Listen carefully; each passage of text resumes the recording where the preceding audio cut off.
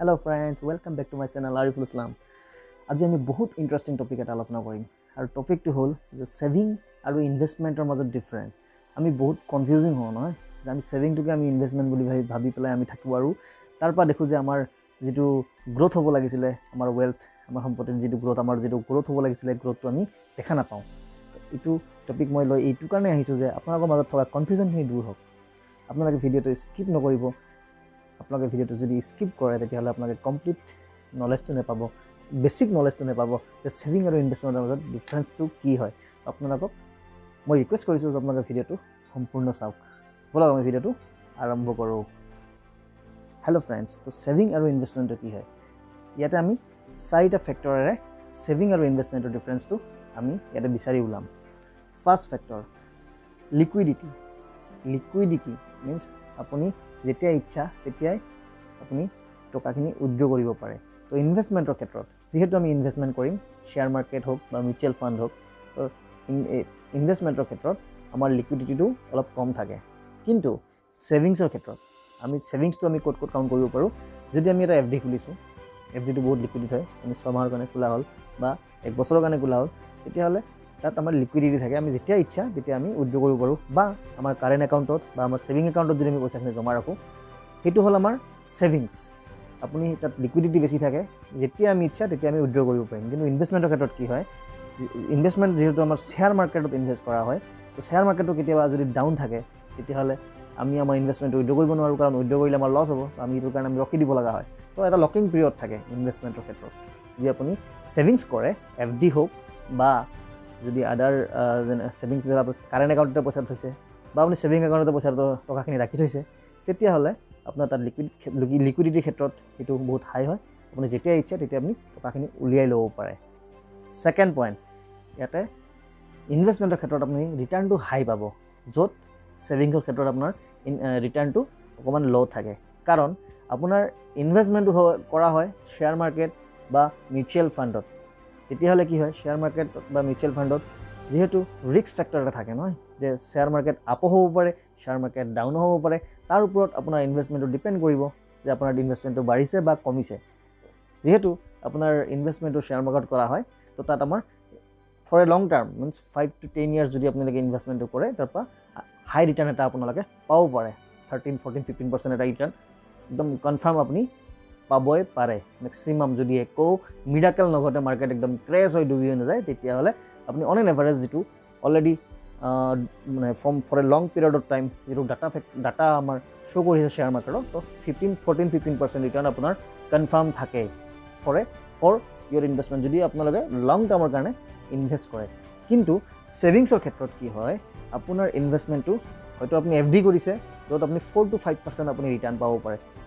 কিন্তু সেভিংছৰ ক্ষেত্ৰত কি হয়, আপুনি সেভিং কৰিছে এফডিত, তো এফডিত আপোনাৰ ৰিটাৰ্ণটো ল' থাকে।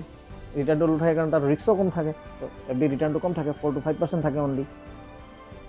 আৰু এফডিটো কি হয়, ফৰ এ টাইম পিৰিয়ড আপুনি 6 মাহ 7 মাহ বা 1 বছৰৰ কাৰণে আপুনি এফডিটো কৰে, তো তাত আমাৰ ৰিটাৰ্ণ ফেক্টৰটো এটা ফেক্টৰ হয়, য'ত আপোনাৰ ৰিটাৰ্ণটো বহুত কম থাকে। থাৰ্ডটো আপুনি ধৰিব পাৰে যে ৰিস্কৰ ক্ষেত্ৰত শ্বেয়াৰ মাৰ্কেটত ইনভেষ্ট, তাত হাই ৰিস্ক। তো ইনভেষ্টমেণ্টটো কি হয়, আমাৰ ইনভেষ্টমেণ্টৰ ক্ষেত্ৰতো বহুত ৰিস্ক ফেক্টৰ থাকে। আপোনাৰ ইনভেষ্টমেণ্টটো পজিটিভত থাকিব পাৰে বা নেগেটিভত থাকিব পাৰে। মানে আপোনাৰ ইনভেষ্টমেণ্টটো প্লাছত থাকিব পাৰে, আপোনাৰ লাভ হ'ব পাৰে বা আপোনাৰ লোকচান হ'ব পাৰে। ৰিস্ক ফেক্টৰ এটা থাকি যায় ইনভেষ্টমেণ্টৰ ক্ষেত্ৰত। কিন্তু আপুনি যিহেতু এটা ফিক্স এমাউণ্ট আপুনি ইনভেষ্ট কৰি থৈছে সেভিংছৰ ক্ষেত্ৰত, ফিক্স এমাউণ্ট এটা এফডি কৰি থৈছে আপুনি, তো এফডিৰ ক্ষেত্ৰত কি হয়, ৰিস্ক ফেক্টৰটো একদম নেগলেজেবল থাকে। কাৰণ আপুনি ইনভেষ্টমেণ্ট যদি কৰিছে, আপুনি তাৰ পৰা এটা ৰিটাৰ্ণ পাবই। এইটো এটা ছিকিউৰ সেভিংছ হয়, এফডিটো আপুনি কনচিডাৰ কৰিব পাৰে। ফ'ৰ্থ ফেক্টৰটো হ'ল যে ইনভেষ্টমেণ্টৰ ক্ষেত্ৰত আপোনাৰ টাইম পিৰিয়ডটো অকণমান দীঘলীয়া থাকে, এটা লকিং পিৰিয়ড থাকে। তাৰমানে আপোনাৰ পাৰ্টিকুলাৰ ফৰ এ লং টাৰ্মৰ কাৰণে আপোনাৰ ইনভেষ্টমেণ্টটো লক হৈ থাকে। তাৰমানে আপুনি ইনভেষ্ট কৰিছে যেতিয়া, আপুনি লং টাৰ্মৰ কাৰণে ইনভেষ্ট কৰিব লাগিব। তাৰপৰা যদি আপুনি ইনভেষ্টমেণ্টৰ ওপৰত যদি আপোনাৰ লাভ ল'ব বিচাৰিছে, কাৰণ সেইটো এটা লং টাৰ্মৰ কাৰণে হয়, 5 বছৰ বা 10 বছৰৰ কাৰণে। কিন্তু এফডিৰ ক্ষেত্ৰত কি হয়, এফডিৰ ক্ষেত্ৰত আপোনাৰ 6 মাহ বা যিবিলাক এফডি আপুনি 1 বছৰ বা 1.5 বছৰলৈকে কৰিছে, সেইবিলাক এফডিক আমি শ্বৰ্ট টাৰ্ম বুলি কওঁ। সেইটো ক্ষেত্ৰত কি হয়, আপোনাৰ পিৰিয়ডটো আপোনাৰ বহুত কম থাকে, কাৰণ আপুনি যেতিয়া ইচ্ছা তেতিয়া আপুনি উইথড্ৰ কৰি ল'ব পাৰে। মই লিকুইডিটিৰ ক্ষেত্ৰতো সেম ক'লোঁ ন। তো সেভিংছটো আৰু ইনভেষ্টমেণ্টটো আপোনালোকে এইকেইটা ফেক্টৰেৰে ডিফাৰেঞ্চটো কৰিব পাৰে যে আপোনাৰ ইনভেষ্টমেণ্টটো কাক কোৱা হয় আৰু ছেভিংছটো কাক কোৱা হয় ভেৰি বেছিক নলেজ কিন্তু বহুত কনফিউজিং হয় তো আপোনালোকে ছেভিংছ আৰু ইনভেষ্টমেণ্টক মাৰ্জ নকৰিব দুটা বেলেগ বেলেগ বস্তু আপুনি ছেভিংছটো যদি কৰে তেতিয়াহ'লে ছেভিংছটো আপোনাৰ কাৰেণ্ট একাউণ্ট ছেভিং একাউণ্ট বা আপুনি FD খুলি থ'ব পাৰে সেইটো আপোনাৰ ছেভিংছ হিচাপে কাউণ্ট হ'ব কিন্তু আপোনাৰ যদি ইনভেষ্টমেণ্ট হয় আপুনি নেচাৰেলি আপুনি মিউচুৱেল ফাণ্ড হওক বা আপুনি শ্বেয়াৰ মাৰ্কেটত ডাইৰেক্ট ষ্টকছ কিনক পাৰ্টিকুলাৰ কোম্পানীবিলাকৰ তো সেইটো আপোনাৰ ইনভেষ্টমেণ্ট হ'ব কিন্তু ইনভেষ্টমেণ্টটো আপুনি সদায় লং পিৰিয়ডৰ কাৰণে কৰিব তাৰ পৰা আপুনি এটা হাই ৰিটাৰ্ণ ল'ব পাৰিব ঠিক আছে ইয়াতে মই এটা কথা আপোনালোকক ক'ব বিচাৰিছোঁ যেতিয়া আপোনালোকে ইনভেষ্টমেণ্ট যাব নহয় ইনভেষ্টমেণ্ট কৰিবলৈ যাব ইনভেষ্টমেণ্ট কৰাৰ আগত আপুনি সদায় নিজৰ এটা ইমাৰ্জেঞ্চি ফাণ্ড সদায় নিজৰ লগত ৰাখি থ'ব ইমাৰ্জেঞ্চি ফাণ্ডটো মই কি কাৰণত ৰাখিব কৈছোঁ আপোনাৰ হয়তো ভৱিষ্যতৰ কথা আমি কেতিয়াও নাজানো আপোনাৰ বিপদ আপদ হ'ব পাৰে আপোনাৰ হয়তো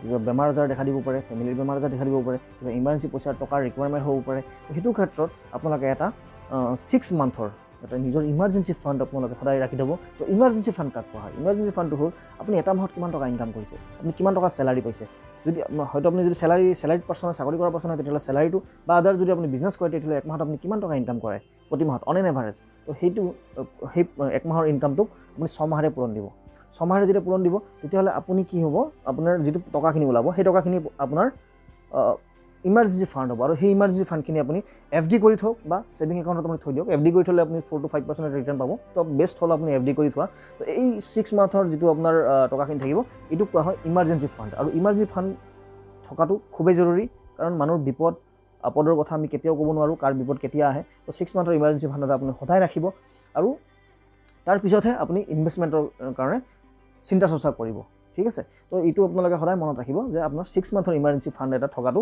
খুবেই দৰকাৰী আৰু ইনভেষ্টমেণ্ট ৰিলেটেড যদি ভিডিঅ' আপোনালোকে চাব বিচাৰিছে মই বেছিক নলেজৰ কমপ্লিট কনচেপ্টটো মই মোৰ প্লেলিষ্ট এটা বনাই থৈছোঁ তাত আপুনি চাব পাৰে মই আই বাটনত লিংকটো দি দিম আৰু ডেছক্ৰিপশ্যনতো থাকিব আপোনালোকে গৈ পেলাই বেছিক নলেজ অফ শ্বেয়াৰ মাৰ্কেটত য'ত আপুনি ইনভেষ্টমেণ্ট কৰিব পাৰে আৰু আপুনি নিজৰ ৱেলথটোক আপুনি গ্ৰ' কৰিব পাৰে আপোনালোকে গৈ পেলাই চাব পাৰে বা ভেৰাইটিছ টাইপৰ মিউচুৱেল ফাণ্ড আছে মিউচুৱেল ফাণ্ডবিলাক কি হয় মিউচুৱেল ফাণ্ডৰ যদি আপুনি বেছিক নলেজখিনি ল'ব বিচাৰিছে মই আই বাটন আৰু লিংকত দি দিম আপোনালোকে গৈ পেলাই মিউচুৱেল ফাণ্ডটো কি হয় সেইটোও চাই ল'ব পাৰিব কনচেপ্টটো আপোনালোকৰ ক্লিয়াৰ হ'ব যে আপোনালোকে ইনভেষ্টমেণ্টটো কেনেকৈ কৰিব আৰু ইনভেষ্টমেণ্টটো কৰিব যাওঁতে যে মই এটা ৰুল কৈছিলোঁ নহয় যে আপোনালোকে 50-30-20 তো সেই ৰুলটোৰ বিষয়ে মই ডিটেইলছ আপোনালোকৰ এটা ভিডিঅ' বনাই থৈছোঁ তো সেই ভিডিঅ'টো যদি আপোনালোকে চাব বিচাৰে আপোনালোকে আই বাটন বা লিংকত ক্লিক কৰি পেলাই আপোনালোকে ভিডিঅ'টো চাই ল'ব যে আপোনালোকে ইনভেষ্টমেণ্টটো কৰিব যাওঁতে আপোনালোকে নিজৰ ইনকামটো ফ্ৰেকশ্যন ৱাইজ কেনেকৈ কৰিব আৰু কোনটো পাৰ্ট আপোনালোকে ইনভেষ্ট কৰিব তো এই গোটেই ডিটেইলছখিনি মই আপোনালোকৰ অলৰেডি ভিডিঅ' বনাই থৈছোঁ আপোনালোকে গৈ পেলাই ভিডিঅ'বিলাক চাওক তেতিয়া আপোনালোকৰ বেছিক কনচেপ্ট অফ ইনভেষ্টমেণ্টটো ক্লিয়াৰ হ'ব আৰু কম্পাউণ্ডিং যিটো আমাৰ পাৱাৰ অফ কম্পাউণ্ডিংটো কি হয় গোটেই ডিটেইলছখিনি আপোনালোকে বুজি পাব তো এনেকুৱা নতুন টপিক যদি আপোনালোকে আৰু চাব বিচাৰিছে তেতিয়াহ'লে মোৰ ভিডিঅ'টো ছাবস্ক্ৰাইব আৰু এটা লাইক কৰি দিব আৰু সকলোৰে মাজত শ্বেয়াৰ কৰি দিয়ক সকলোৰে মাজত নলেজটো বিতৰণ কৰি দিয়ক যাতে সকলোৱে মিলি আমি ইনকাম কৰিব পাৰোঁ আজিৰ কাৰণে ইমানেই অতি সোনকালে নতুন টপিক এটা লৈ পেলাই আপোনালোকৰ মাজত মই আকৌ আহি আছোঁ বাই বাই সকলোৱে ভালে থাকক